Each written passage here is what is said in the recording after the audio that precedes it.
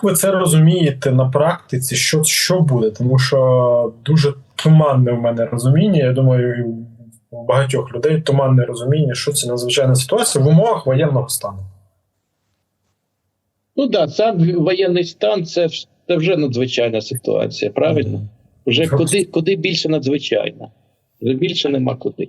А тут ще на цю надзвичайну ситуацію військового стану ще одна надзвичайна ситуація накладується. Да? Тобто виходить вже дві надзвичайні ситуації. Да?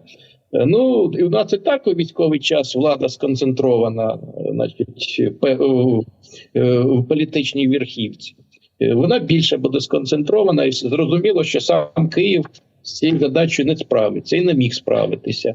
Тому потрібно підключити ресурси загальнодержавні, матеріальні, фінансові, організаційні, інтелектуальні, так сказати,